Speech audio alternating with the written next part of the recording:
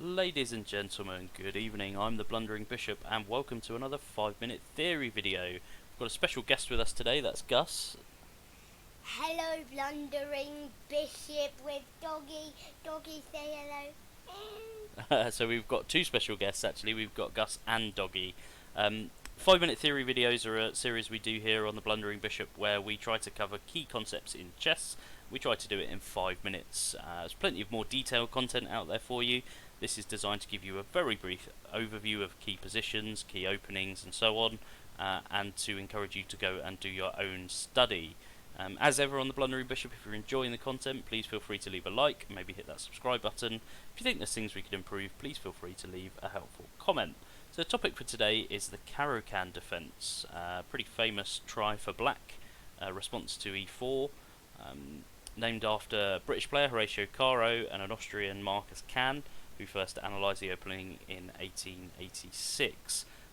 It goes this way, so e4, king pawn opening, and then c6. So you'll remember our video on the Sicilian, which was c5 after the first move. Caro-Kann is c6. And once c6 is played, you're in the Caro-Kann. There's nothing you can do, you're stuck. There's a whole range of mainline and variations from here, but I'll just give you a very brief overview of some of the key ones. So almost all Caro-Kann games tend to continue like this, d4 for white and d5 for black. And so you can see the position here. We've got some tension amongst the pawns, and black's trying to support their centre pawn, which is challenging in the centre from the flank rather than directly with the e-pawn. Far and away the most common move for white after this is knight c3, and then to continue the main line here, black has really no choice now that the pawn is attacked twice than to take the pawn on e4. White recaptures, and black goes bishop f5, hitting the knight. Knight tends to retreat, hitting the bishop to g3, and the bishop goes back. And then from here, what tends to happen is white charges the h-pawn up the board with a view to putting pressure on the light square bishop, which is now somewhat out of place. Black will look to advance their h-pawn just to h6. h7 is quite weakening on the king side, with a view to tucking that bishop into h7, which gives it a nice active diagonal and keeps it safe. But white will then try and challenge it by bringing their own bishop to d3, and you'll often end up exchanging bishops on d3. And at the end of it, black will have a solid structure but less development. White will be reasonably well developed, but will have weakened their king side significantly, and frankly with their pawn on h5 is unlikely to be able to castle king side at all. So that's the main line of the Caro-Kann. A lot of games go that way, but not all of them. So let's just work through a couple of these variations.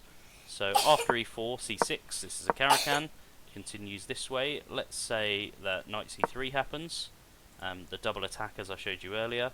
In this case, we exchange, and instead of bishop f5, black decides instead to bring their knight to d7. This is what we call the Karpov variation of the Caro-Kann, so it's a branch from the main line.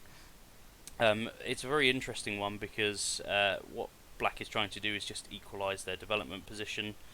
So white will probably bring their own knight out, and then after black brings their knight to f6, white really has no choice but to take here, because if they try to back that knight up with their bishop, after black takes, bishop takes, black brings their knight to f6, hitting the bishop with tempo, and then they're ahead a tempi after that. So that's the Karpov variation.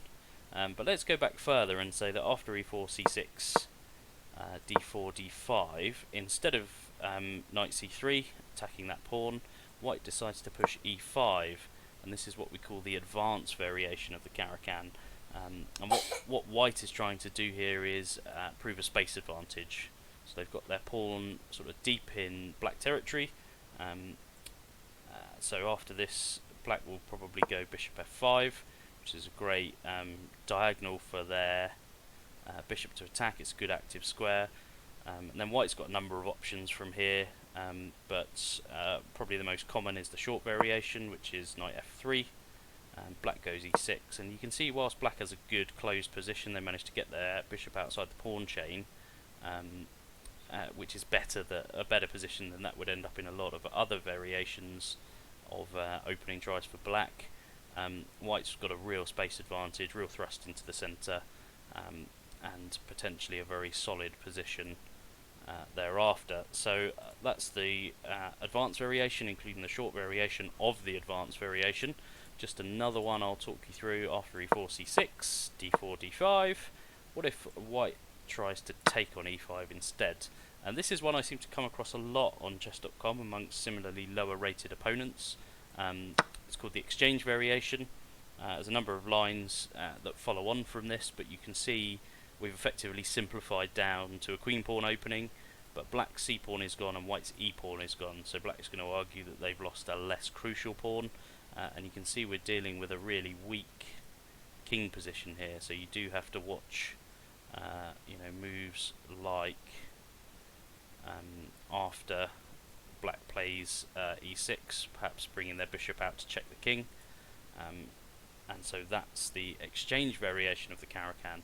I hope you've enjoyed this potted overview of the Caro-Kann defense and some of its variations. I'd really recommend that you look at some of the great videos that are out there, stepping at hanging pawns amongst others. And until next time, please do feel free to leave a like, hit that subscribe button, or if you're not enjoying the content, please do feel free to leave a helpful comment. So from the Blundering Bishop, it's good night, and from Gus, Good night, Blundering Bishop. Say good night, Doggy. Good night, Blundering. so it's good night from Gus, it's good night from Doggy. And Gus got a bit of a cough, as you can hear, but he does have a message for YouTube, don't you, Gus? yes, we want 1 million subscribers, and also please feel to leave a like and subscribe, and the jingle bell button will be up there. The jingle bell button will be up there. Thanks very much, folks, and good night.